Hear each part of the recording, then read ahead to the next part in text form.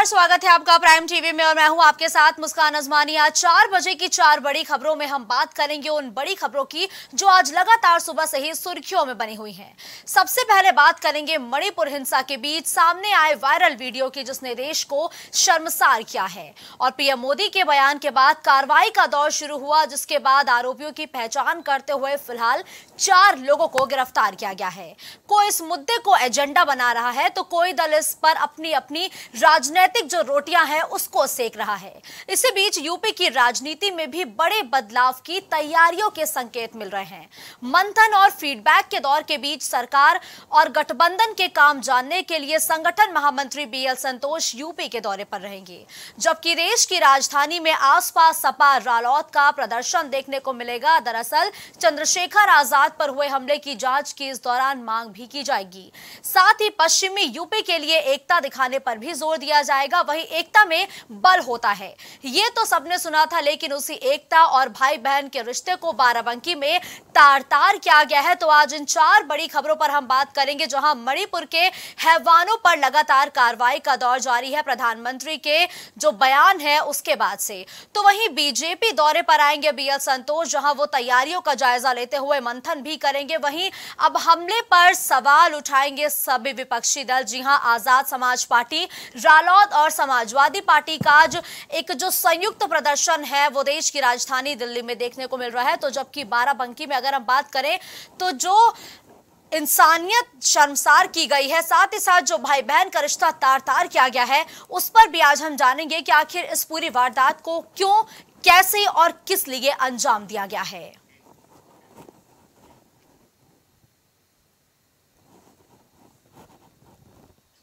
तो भाजपा की चुनावी रणनीति को धार देने के लिए गठबंधन महामंत्री बीएल संतोष 2 दिन के लिए लखनऊ दौरे पर रहेंगे। इस दौरान वो सरकार के मंत्रियों और संगठन के अलग अलग पदाधिकारियों के साथ चर्चा करेंगे और आगे की रणनीति भी बनाएंगे। बीएल संतोष का ये दौरा कई मायनों में अहम हो जाता है, क्योंकि 7 जुलाई को जब जेपी नड्डा की अध्यक्षता में बैठक हुई थी और आगे का रोडमैप तैयार किया जा रहा था, तो उस बैठक में प्रदेश अध्यक्ष भूपेंद्र चौधरी और संगठन महामंत्री धर्मपाल सिंह जो है वो मौजूद नहीं थे, साथ ही बीएल संतोष भी मौजूद नहीं रहे थे। तो वैसे में बीएल संतोष का लखनऊ दौरा हर एक मायने में अहम हो जाता है और वही इस दौरे के दौरान वो कार्यकर्ताओं के साथ ही पदाधिकारियों और सांसदों और विधायकों के साथ बैठक करेंगे, आगे की रणनीति पर चर्चा करेंगे। साथ ही उनका एक ये जो दौरा है ये कई मायनों में भी अहम है। देखिए, जहां बीते दिनों भूपेंद्र सिंह चौधरी ने दिल्ली पहुंचकर जो महाजनसंपर्क अभियान की रिपोर्ट है वो एक तरफ सौंपी है, जिला अध्यक्षों की जो रिपोर्ट है उनके कार्य को लेकर के वो सौंपी है, तो उसी रिपोर्ट के सौंपे जाने के महज 2 दिन बाद बीएल संतोष यूपी के दौरे पर आ रहे हैं। तो यूपी का दौरा उनका 2024 के चुनाव के मद्देनजर बहुत बड़ा और महत्वपूर्ण हो जाता है, क्योंकि आगे की रणनीति पर चर्चा की जाएगी। आगे के चुनाव की तैयारियां क्या है उस पर एक रोड मैप तैयार किया जाएगा कि सांसद विधायकों को अब किस तरीके से सक्रिय होकर के जमीनी स्तर पर काम करना है। साथ ही जो स्पेशल 21 टीम है उनके साथ भी संवाद स्थापित किया जाएगा। मंथनों का दौर जारी रहेगा, साथ ही पूरी रिपोर्ट जो तैयार की गई है उस पर भी चर्चा की जाएगी। तो यूपी से चुनाव की अब दिशा तय होनी शुरू हो चुकी है, क्योंकि भाजपा के दिग्गज नेताओं का जमावड़ा अब यूपी में देखने को मिल रहा है। इसी कड़ी में लखनऊ दौरे पर पहुंच रहे हैं बीएल संतोष। जी हां, संगठन महामंत्री हैं बीएल संतोष, जो सर्वे की रिपोर्ट पर मंथन करेंगे और फीडबैक को एक बार फिर से जांचेंगे, परखेंगे। साथ ही संगठन और सरकार जमीनी स्तर पर कितनी एक्टिव है, जो सांसद है और जो विधायक है वो किस तरीके से जो जनता है उसको अपने पक्ष में लाने का काम कर रही है, ये भी भांपने का प्रयास इस बैठक के जरिए किया जाएगा।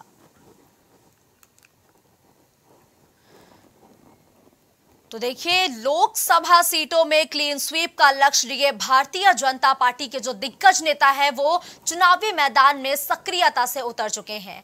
जहां एक तरफ लगातार बैठकों का दौर जारी है, मंथनों का दौर जारी है, आगे की रणनीति तैयार की जा रही है, आगे के रोड मैप पर किस तरीके से काम किया जाए, दिल्ली से लेकर प्रदेश की राजधानी लखनऊ तक में बैठकों का दौर जारी है, चर्चाएं हो रही हैं।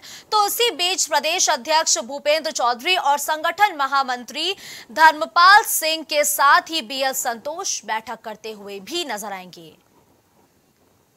तो सर्वे रिपोर्ट पर मंथन किया जाएगा, फीडबैक को फिर से लिया जाएगा, क्योंकि बैठकों के जरिए हम ये लगातार देख रहे हैं कि सभी सांसदों का, सभी विधायकों का फीडबैक लिया जा रहा है, ताकि आगे की जो चुनावी लिस्ट है वो उसी तरीके से तैयार की जाए, जो आगे का रोड मैप है उसको भी कुछ ऐसा तैयार किया जाए कि जो मिशन 80 का लक्ष्य लिए भारतीय जनता पार्टी इस बार चुनावी मैदान में उतरी है उसको पूरा किया जाए।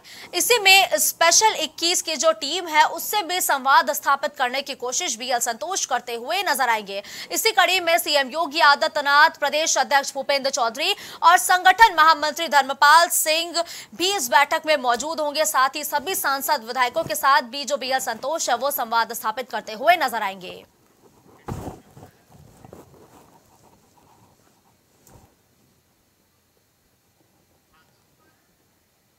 तो इस खबर पर ज्यादा जानकारी के लिए रुक करते हैं विभांशु का, जो इस खबर पर लाइव हमारे साथ जुड़ चुके हैं। देखिए विभांशु, मिशन 80 का लक्ष्य लिए भारतीय जनता पार्टी इस वक्त यूपी में एक्टिव हो चुकी है, जमीनी स्तर पर काम कर रही है। ऐसे में लखनऊ में 2 दिन पर जो दौरे पर रहेंगे संगठन महामंत्री बीएल संतोष, उनका ये दौरा कितना अहम हो जाता है? जी बिल्कुल मुस्कान, आपको बता दें कि 2024 के लोकसभा चुनाव के मद्देनजर रखते हुए भारतीय जनता पार्टी के राष्ट्रीय संगठन महामंत्री बीएल संतोष का ये दौरा काफी अहम है, क्योंकि बात करें तो 2024 चुनाव को लेकर जहां अगर बात की जाए तो दोनों अलायंस आमने सामने बैठक कर रही है, तो वहीं अब बीएल संतोष सीटों के बंटवारों को लेकर सहयोगी दल के और साथ ही साथ उत्तर प्रदेश के 80 लोकसभा सीटों की जो समीक्षा है वो करते हुए नजर आएंगे। आने वाले दिनों में कहीं ना कहीं अगर बात की जाए तो प्रदेश के 80 जिलों में से लगभग 50 जिलों के जिलाध्यक्षों के नामों के बदलने का जो कयास लगाया जा रहा था उस पर आखिरी मुहर भी लगाएंगे।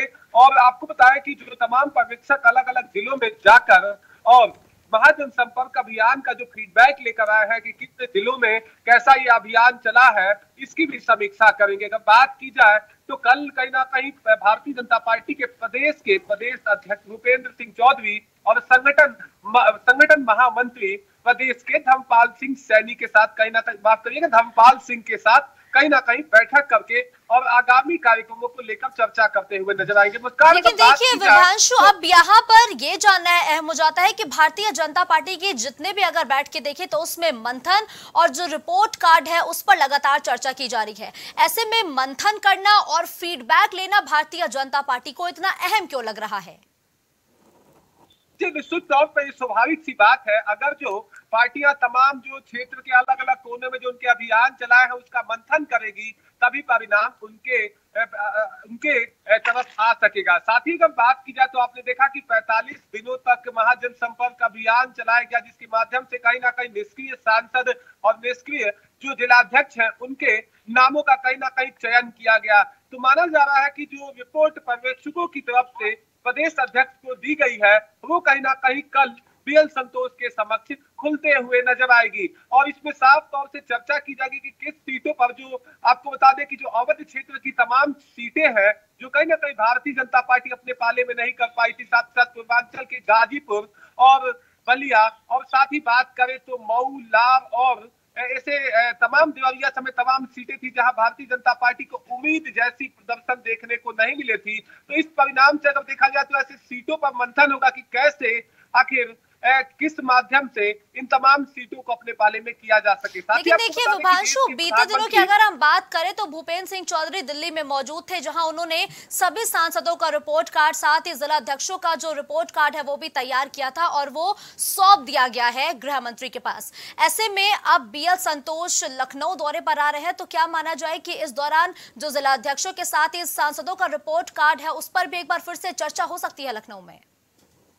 जी निश्चित तौर पर संगठन के विस्तार और साथ ही साथ अगर बात की जाए तो जो रिपोर्ट कार्ड पर्यवेक्षकों के द्वारा दिल्ली दरबार और राजधानी लखनऊ के प्रदेश कार्यालय में दी गई है उसको खोलकर कहीं ना कहीं बीएल संतोष तमाम पदाधिकारियों के साथ चर्चा कर सकते हैं। साथ ही आपको बता दें कि मंत्रिमंडल का विस्तार होना है, उसमें संगठन का क्या रोल एंड रिस्पॉन्सिबिलिटी होगा उस पर भी चर्चा की जाएगी कि किस नेता को आगे भेजना है, किन मंत्रियों का पत्ता काटना है, इस पर भी चर्चा होगी। क्योंकि माना जा रहा है कि 15 अगस्त से पहले प्रदेश के कैबिनेट के अंदर में और साथ ही साथ प्रदेश के मंत्रिमंडल में एक बड़ा फेरबदल की आशंकाएं जता जा रही है। क्योंकि बीते दिन सुहेलदेव भारतीय समाज पार्टी के प्रदेश राष्ट्रीय अध्यक्ष ओम प्रकाश राजभर के भाजपा में जाने के बाद कयास लगाया जा रहा है कि वो समाज कल्याण मंत्री बनाए जा सकते हैं। ठीक है, धन्यवाद दिभांशु इस खबर पर हमारे साथ जुड़ते हुए। तमाम अपडेट हमारे दर्शकों तक पहुंचाने के लिए। तो देखिए, क्लीन स्वीप का लक्ष्य है। भारतीय जनता पार्टी इस वक्त यूपी की राजनीति में सक्रिय हो चुकी है, जहां एक तरफ सहयोगी दलों के साथ बैठकों का दौर जारी है, तो वहीं एक बार फिर से सांसदों विधायकों के जिला अध्यक्षों के रिपोर्ट कार्ड पर मंथन करने के लिए जो संगठन महामंत्री है बीएल संतोष, वो लखनऊ पहुंच रहे हैं।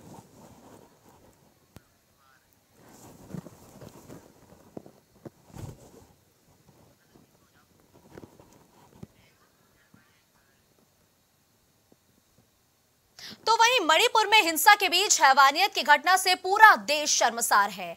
2 महिलाओं को निर्वस्त्र कर परेड कराए जाने से देश भर को गुस्से में देखा जा रहा है। इन महिलाओं के साथ गैंगरेप भी किया गया। संसद में मॉनसून सत्र के पहले दिन की कार्रवाई भी हंगामे की भेंट चढ़ गई और दूसरे दिन भी जोरदार हंगामा जारी रहा। सुप्रीम कोर्ट और राष्ट्रीय महिला आयोग ने मामले का खुद संज्ञान लिया है और प्रधानमंत्री नरेंद्र मोदी ने भी घटना पर दुख जताया और कड़ी कार्रवाई का आश्वासन दिया है। इस मामले में फिलहाल 4 आरोपियों की गिरफ्तारी हुई है। इस बीच शुक्रवार को यानी कि आज के ही दिन नाराज भीड़ ने हैवानियत के मुख्य आरोपी का घर तक जला दिया।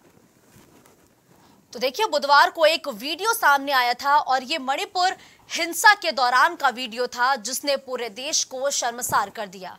अविश्वसनीय, अकल्पनीय और सोच से बहुत परे। जिसने भी इस वीडियो को देखा उसके जबान पर बस यही शब्द थे।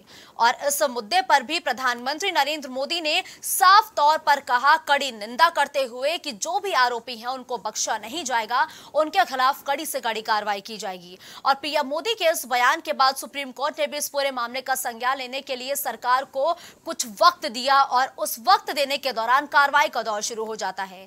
इस पूरे मामले में फिलहाल 4 आरोपियों को गिरफ्तार किया गया है और 4 आरोपियों की गिरफ्तारी के बाद और आरोपियों को चिन्हित किया जा रहा है। जो आरोपी इस वीडियो में नजर आ रहे हैं, जिनका चेहरा नजर आ रहा है, उन सभी को गिरफ्तार करने की बात भी अब पुलिस के तरफ से कही जा रही है। लेकिन ऐसे में फिलहाल 4 आरोपियों की गिरफ्तारी हुई है, जबकि आज ही के दिन मुख्य आरोपी का घर भी गुस्साए लोगों ने जला दिया। और जैसे जैसे ये वीडियो सामने आया, राजनीति भी शुरू हो गई। तमाम विपक्षी दलों ने भारतीय जनता पार्टी के साथ ही केंद्र सरकार और प्रदेश सरकार पर कई गंभीर आरोप लगाए। कितने दिन से अगर मणिपुर जल रहा है तो आखिर उसको रोका क्यों नहीं गया। और वहीं अब इस वीडियो के सामने आने के बाद फिलहाल 4 लोगों की गिरफ्तारी की गई है। इस खबर पर ज्यादा जानकारी के लिए हमारे सहयोगी गौरव हमारे साथ जुड़ चुके हैं। देखिए गौरव, मणिपुर हिंसा के दौरान के एक वीडियो सामने आए जिसने देश को शर्मसार किया था और अब इस मामले पर कार्रवाई का दौर जारी है। फिलहाल 4 आरोपियों की गिरफ्तारी की बात कही जा रही है और कौन कौन से पहलू है गौरव जो इस मामले पर अभी खुलना बाकी है?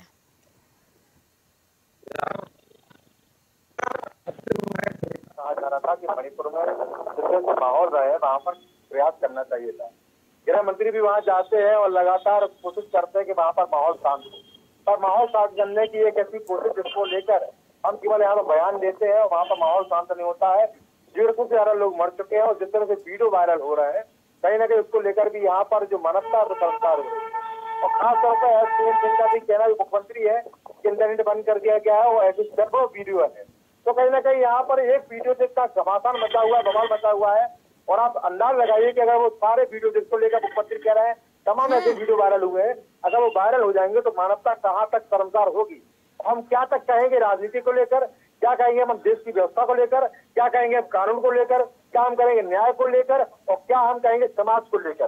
तमाम प्रश्न उठना बहुत जरूरी है। पर यहाँ पर जिस तरह से यहाँ पर कार्रवाई हुई है, कार्रवाई सबसे महत्वपूर्ण बात उसका ये भी है कि 4 मई का वीडियो था। जानकारी के मुताबिक 15 मई को इसकी रिपोर्ट दर्ज हुई है, यानी लगभग 11 दिन बाद। ये भी अहम पहलू है। उसके बाद अब यहाँ गिरफ्तारी हो रही है, तो जानबूझ से तमाम चीजों को छिपाया गया, कोशिश नहीं की गई। और जो महिलाएं जिनके सारी घटनाएं हुई है उनके माध्यम से जानकारी मिल रही है कि कुछ बताते हैं कि उनका कहना था कि पुलिस वहां खड़ी थी और मुंह से बनी तमाम चीजों को देखती रही।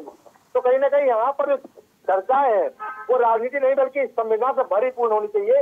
हालांकि राजनीति होनी शुरू हो गई है, पर कोई नहीं समझता है कि महिलाओं का दर्द, उन लोगों का दर्द जिनके परिवार के लोग इस पूरे मामले में अपनी जिंदगी खो चुके हैं, 1,500 लोग मर चुके हैं। बिल्कुल सही कहा आपने गौरव कि इस मुद्दे पर भी जो तमाम दल है वो अपनी राजनीतिक रोटियां सेकते हुए नजर आए, लेकिन जिस तरीके से कांग्रेस लगातार भारतीय जनता पार्टी पर हमलावर है, तो वही कांग्रेस के दिग्गज नेता राहुल गांधी भी मणिपुर के जो पीड़ित है उनसे मिलने पहुंचे, उनका दर्द बांटने पहुंचे। फोटो सोशल मीडिया पर तो वायरल कर दी उन्होंने लोगों से मुलाकात करने की, लेकिन क्या उन्हें इस बात का अंदाजा नहीं था? क्या उन्होंने लोगों के मुंह से ये सारी चीजें नहीं सुनी? और अगर सुनी तो फिर आखिर इतना लंबा उन्होंने इंतजार क्यों किया? इसको लेकर कांग्रेस की तरफ से क्या कुछ कहा जा रहा है गौरव? देखो बड़ा सवाल मसला यहाँ पर निश्चित रूप से यहाँ पर राहुल गांधी वहां गए थे, लोगों से मिले थे, तमाम तरह की फोटो वायरल हुई थी और कांग्रेस पार्टी राहुल गांधी को मसीहा के तौर पर मणिपुर में दिखा रही थी कि गए हैं लोग, उनसे गले लिपट कर रो रहे हैं, अपनी तकलीफ बता रहे हैं। और अगर तकलीफ बताई तो इससे तरह के जिस सैकड़ों वीडियो की बात यहाँ पर एन वीरेंद्र सिंह बोल रहे हैं, तो वीडियो की जानकारी राहुल गांधी क्यों नहीं हुई, जानबूझ बताई गई। तमाम यहाँ पर पहलू है। देखिए मुस्कान, यहाँ पहले वहां पर कांग्रेस की समर्थित सरकार रही है, कल वहां पर भाजपा की साझा सरकार है, एन वीरेंद्र सिंह वहां मुख्यमंत्री हैं, तो कहीं ना कहीं जो घटना वहां मणिपुर की हुई है उस पर जिम्मेदारी यहाँ पर लेनी पड़ेगी। सुप्रीम कोर्ट 100 वोटों ले चुका है और 100 वोटों के माध्यम सुप्रीम कोर्ट ने कह दिया है कि अगर आप कार्रवाई नहीं कर सकते हैं तो हम यहाँ पर कार्रवाई करेंगे। डीवाई चंद्रचूड़ की बात करें या गोपालचारी की बात करें या मनोज मिश्रा की बात करें, पीठ ने स्पष्ट रूप से कहा है कि अगर आप कोशिश करते तो ये मामला सुलझ सकता पर यहाँ पर प्रयास नहीं किए गए। और लेकिन देखिए गौरव, एक हैरानी की बात यह है कि इस पूरे वीडियो में तो बहुत कम लोग दिखाए जा रहे हैं, लेकिन जो पीड़ित महिलाएं हैं उनके मुताबिक तकरीबन 800 से 1000 लोग थे। गिरफ्तारी के नाम पर खाना पूर्ति करते हुए महज 4 गिरफ्तारी, बाकियों की गिरफ्तारी कब होगी? मुस्कान, बड़ा सवाल है। निश्चित रूप से यहाँ पर जो 4 लोग गिरफ्तारी हुई है वो लोग थे जो वीडियो बना भी रहे थे, वो लोग थे जो महिलाओं को खींच रहे थे। महिलाओं का जो बयान आया मुस्कान, उनका बयान अगर हम शब्दों में बयान करें तो शायद शब्दों में व्याख्या संभव नहीं है। इतनी विवश तरीके से उनके साथ दुराचार किया गया, बलात्कार किया गया, गैंगरेप किया गया, उनको नग्न घुमाया गया, तो कहीं ना कहीं इसको लेकर संवेदना क्षीण हो जाती है, संवेदना मर जाती है। जिस तरह से यहाँ पर अगर सैकड़ों वीडियो की हम बात करते हैं तो कहीं ना कहीं हीरा बहाली मुस्कान यहाँ पर हुई है और बड़े स्तर पर हीरा बहाली हुई है। इतनी बड़ी घटना होने के बाद क्योंकि हमारे जिस बारे में होता है वहां पर वायरल हुए हैं, तो कहीं ना कहीं इस तरह की घटना हुई है, उससे हीरा बहाली क्यों हुई है, जिम्मेदार क्यों सोते रहे, सरकार क्यों यहाँ पर सोती रही, केंद्रीय बल भी है, तमाम तरह के बल भी जिसके साथ यहाँ पर हम व्यवस्था को सुधार सकते थे, जघन्य तरीके से वहां पर बेहतर तरीके से वहां पर तमाम बलों को लगाकर वहां पर स्थिति को सुनिश्चित किया जा सकता था। मणिपुर ऐसा देश है, ऐसा राज्य नहीं है जहाँ पर बहुत बड़ी आबादी हो, जहाँ पर सोचना पड़ेगा, बड़ी आबादी भी नहीं है, फिर नियंत्रित करने के लिए प्रयास क्यों नहीं किया गया?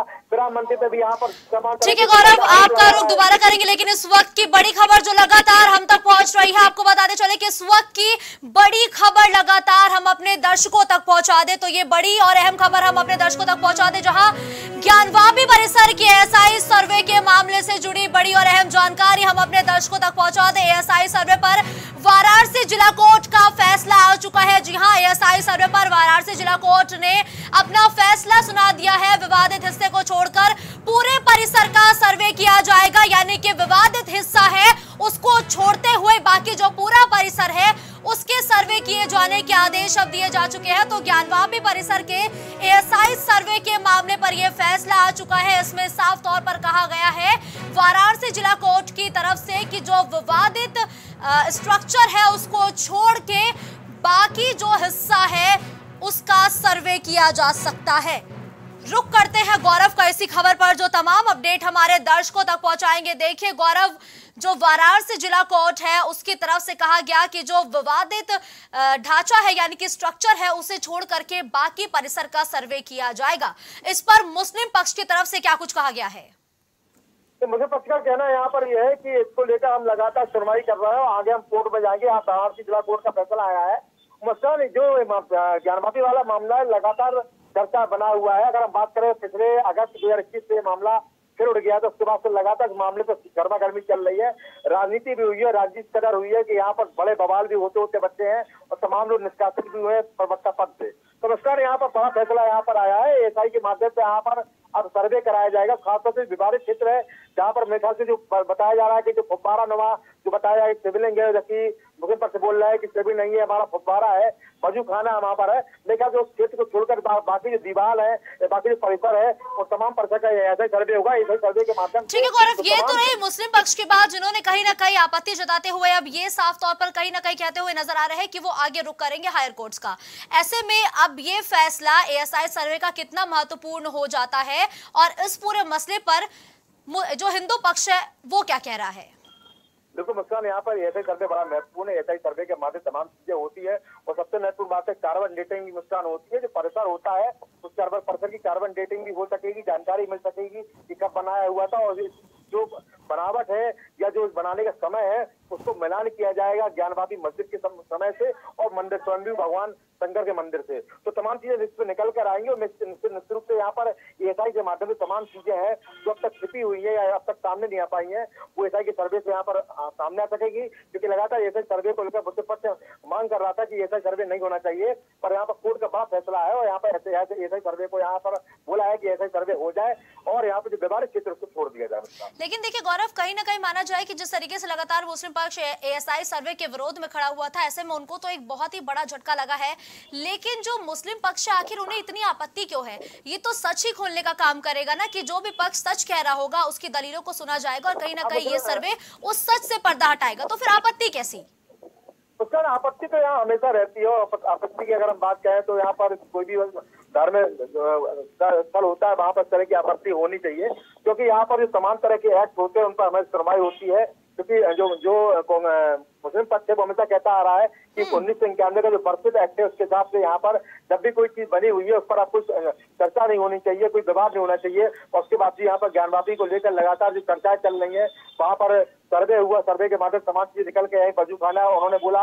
और जबकि हिंदू पक्ष का कहना था ये भगवान भोलेनाथ की शिवलिंग है, तो कहीं ना कहीं यहाँ पर लेके चर्चा आम थी और चर्चा के माध्यम से ये भी कहा गया कि सर्वे नहीं होना चाहिए। फिलहाल यहाँ सर्वे भी होना जा रहा है। चूंकि आपत्ति की बात है मुस्कान, तो मुस्लिम पक्ष यहाँ पर 1991 के प्रसिद्ध एक्ट की बात करते हैं, उसी को आधार लेकर इस तरह की चीजों को रोक रहे थे। तो फिलहाल वो चीजें संभव नहीं हो पाई है। फिलहाल मुस्लिम पक्ष का प्रयास यही रहेगा कि इस मामले को और अपर कोर्ट में चुनौती देंगे और कोशिश करेंगे एएसआई सर्वे को रोका जाए। ठीक है गौरव, एएसआई सर्वे को अब तो मंजूरी दे दी गई है, तो ये जो सर्वे है इसकी शुरुआत कब से होगी? क्या इसको लेकर भी कुछ कोर्ट की तरफ से आदेश दिया गया है? देखिए मुस्कान, अभी कोर्ट का आदेश आया है, उसका यहाँ पर समिति बनेगी। कोई एक व्यक्ति रहा सर्वे नहीं होता है और बाकायदा दोनों पक्षों को बताया जाएगा। जिससे हमने पहले भी देखा, जब सर्वे एक बार सर्वे हुआ था तो मई की मेरे ख्याल से जो घटना थी काफी समय उसमें लगा था, सर्वे हुआ था और इसमें एक नियुक्ति की गई थी जिसके माध्यम से सर्वे हुआ। तो यहाँ पर जो बिंदु है वो दोनों पक्षों को देखे जाएंगे, दोनों पक्षों के लोगों को बैठाला जाएगा। उसके बाद यहाँ पर एक समिति गठित होगी, समिति की निगरानी में यहाँ पर सर्वे होगा। हालांकि आर्कियोलॉजिकल सर्वे ऑफ इंडिया इसको सर्वे करेगा और सर्वे के पहले तमाम फॉर्मेलिटी रहेंगी इसको लेकर पूरी की जाएंगी। देखिए गौरव, एएसआई सर्वे को लेकर के जो प्रक्रिया है अभी कौन कौन सी प्रक्रिया का पालन होता है सर्वे करने से पहले और सर्वे करने के बाद भी? उसका पहले तो आदेश आएगा, आदेश के बाद कौन सी समिति यहाँ पर सर्वे करेगी और सर्वे के माध्यम से तमाम चीजें यहाँ पर स्पष्ट होनी है। क्योंकि यहाँ पर जो यहाँ पर मामला धर्मस्थल का है, इसलिए दोनों पक्ष को लोग यहाँ बैठेंगे और फिर सहमति जताई जाएगी कि जो लोग सर्वे करने आ रहा है उनके साथ कोई दिक्कत तो नहीं है और उसमें दोनों पक्ष के लोग तैयार है, सहमति उन दोनों पक्षों की है। इसके बाद तमाम तरह के उपकरण भी उसमें लिए जाते हैं मुस्कान, और ये भी देखा जाएगा सर्वे दिन में होगा कि रात में होगा और सर्वे की समय सीमा क्या रखी जाएगी, सर्वे किस तरह किया जाएगा कि जो बनावट बनी हुई है उसको बहुत क्षति ना पहुंचे। तो तमाम बिंदुओं पर प्रयास किया जाएगा कि आगे सर्वे कराना जा रहा है, ऐसा जो सर्वे होगा उसके पर तरह तैयारी यहाँ पर मुस्तर होती नजर आएगी। गौरव, देखिए सर्वे को मंजूरी मिल गई है, ऐसे में अगर हम कोर्ट परिसर के बाहर की बात करें तो वहां की तस्वीरें कैसी आप तक पहुंच रही हैं?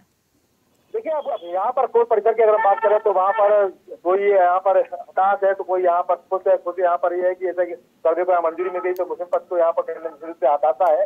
हालांकि बयान लोगों को जरूर आ रहा है, तो फिलहाल इस मामले पर राजनीति नहीं होनी चाहिए मुस्कान। जो पहले भी यदि राजनीति हुई है तो हमारे देश का सामाजिक सौहार्द खराब होता है। फिलहाल यहाँ पर दोनों पक्षों की मामला कोर्ट में, जब कोर्ट के मामले को संज्ञान लेता है उसको फैसला देता है तो वहाँ पर दोनों पक्षों को मानना चाहिए। यहाँ पर हताशा निराशा का दौर नहीं है हमारे देश में। जो न्याय व्यवस्था है वो तो कई चरणों की है, सेशन कोर्ट भी है, जिला अदालत भी, उसके हाई कोर्ट भी, सुप्रीम कोर्ट है, तो तमाम उनके पास ऑप्शन है। पर यहाँ पर बयान देने से पहले, आपसी सौहार्द को खत्म करने से पहले या कोई अन्य चर्चा या विवाद पर बयान देने से पहले चीजों को समझना होगा। अगर आप ऊपरी अदालत में अपील करना चाहते हैं तो अपील भी कर सकते हैं अगर ऐसा ही यहाँ पर सर्वे करता नजर आएगा तो उसको लेकर भी यहाँ पर तमाम व्यवस्था पुख्ता करनी पड़ेगी, क्योंकि आपसी स्वाद खत्म ना हो मुद्दा। बिल्कुल गौरव, देखिए एएसआई सर्वे को लेकर चाहे हिंदू पक्ष हो चाहे मुस्लिम पक्ष एक लंबे समय से खींचतान जारी थी, लेकिन अब तो सर्वे को मंजूरी दी गई है, तो क्या मुस्लिम पक्ष को आपत्ति जो दाखिल करने के लिए क्या कुछ समय है जो निर्धारित किया गया है? उसका समय दिया जाएगा और निश्चित समय के बिना यहाँ पर ऐसे सर्वे को मंजूरी नहीं मिलेगी और जिला कोर्ट का फैसला है। और हमारे न्याय व्यवस्था में ऐसा किया जाता है कि जब भी कोई फैसला आता है उसके बाद ऑप्शन रहता है प्रतिवादी पक्ष के पास कि वो वहाँ पर अपनी अपील कर सकता है और ये व्यवस्था सबके साथ लागू है। केवल यहाँ पर हम केवल धर्मस्थल की बात न करें, सामान्य आईपीसी और सीआरपीसी में व्यवस्था है कि अगर कोई फैसला आता है उसके खिलाफ लोग अपील कर सकते हैं। हाँ, सुप्रीम कोर्ट एक ऐसा कोर्ट है जो सर्वोच्च न्यायालय है, अगर वो फैसला करता है तो उसके बाद केवल राष्ट्रपति ही ऐसे सामर्थ्यवान होते हैं जो किसी मामले में सुप्रीम कोर्ट के फैसले को अलग करते हुए अपना फैसला देके किसी को न्याय मुक्त कर सकते हैं या किसी के साथ अलग व्यवस्था करते हुए उसको सजा से बचा भी सकते हैं। ठीक है गौरव, अब आज जब ये फैसला है तो जाहिर सी बात है कि वकील तो कोर्ट रूम के अंदर मौजूद ही रहे होंगे, लेकिन क्या वकीलों के अलावा याचिकाकर्ता भी मौजूद थे? और उनके अलावा कौन कौन से लोग जब ये फैसला सुनाया जा रहा था तो कोर्ट रूम के अंदर मौजूद थे उस वक्त? देखिए, यहाँ पर फैसला सुनाते जब जो अगर हम हिंदूवादी पक्ष की बात करें तो उसके वकील थे, इसके अलावा जो मुस्लिम पक्ष की जो याचिकाकर्ता है वो भी यहाँ पर मौजूद थे। इसके अलावा जो वहाँ के अगर हम बात करें ज्ञानवापी मस्जिद के जो आसपास के लोग हैं वो भी वहाँ पर मौजूद थे, क्योंकि निश्चित रूप से देखना था कि फैसला क्या आता है। और क्योंकि ज्ञानवापी और मंदिर का मामला है, ज्ञानवापी मस्जिद का मामला है और गौरी सिंगार मंदिर का मामला है, तो सभी की नजरें यहाँ पर टिकी हुई है। और हम लगातार देख रहे हैं कि बाबरी मस्जिद राम मंदिर विवाद के बाद से वो विराट में लगातार चर्चा चले, चाहे ज्ञानवापी की बात करें और चाहे श्री कृष्ण जन्मभूमि ईदगाह की बात करें, उसका लगातार चर्चा बने हुए हैं और इन पर थोड़ी सी भी अगर कोई बात होती है तो वो देश की सरगर्मी बनती है। बिल्कुल गौरव, तो एक आखिरी सवाल आपसे ये रहेगा कि क्या इस मुद्दे को 2024 में तमाम जो दल है वो भुनाने की कोशिश कर सकते हैं क्या? समस्या है यहाँ तमाम दल धार्मिक राजनीति होनी नहीं चाहिए। क्या करें, यहाँ पर हमारे देश की राजनीति इस समय धार्मिक मुद्दों पर टिकी हुई है, जनता के मुद्दे यहाँ पर विलुप्त हो गए हैं, तो कहीं ना कहीं यहाँ पर राजनीति होनी नहीं चाहिए। पर चूंकि हमारे देश में व्यवस्था ऐसी है कि यहाँ पर राजनीति हमेशा होती है और धार्मिक मुद्दों पर राजनीति हमेशा होती आई है। अब इस चीज को कौन किस तरह उठाएगा, क्योंकि यहाँ पर जब हमने ज्ञानवापी मस्जिद के अंदर सर्वे की बात करें उस समय लगातार असदुद्दीन ओवैसी भी बयान दे रहे थे कि यहाँ पर हम सर्वे नहीं होने देंगे, जो बाबरी साथ हुआ वो हम यहाँ पर नहीं होने देंगे। तमाम तरह की राजनीति यहाँ पर निश्चित होगी और आने वाले समय में इसका बयान भी आपको देखने मिल जाए। बिल्कुल ठीक है, धन्यवाद गौरव इस खबर पर हमारे साथ जुड़ने के लिए। तो देखिए, आज बड़ा और महत्वपूर्ण फैसला आया है जहां एएसआई सर्वे को मंजूरी दे दी गई है, यानी कि हिंदू पक्ष को एक बड़ी राहत मिली है, लेकिन मुस्लिम पक्ष ने इस पर आपत्ति जताई है। साथ ही मुस्लिम पक्ष की ओर से कहा गया है कि वो उच्च न्यायालय का रुख करेंगे इस फैसले के खिलाफ। 4 बजे की 4 बड़ी खबरों में फिलहाल के लिए बस इतना ही। देश और दुनिया की तमाम बड़ी खबरों के लिए आप देखते रहिए प्राइम टीवी।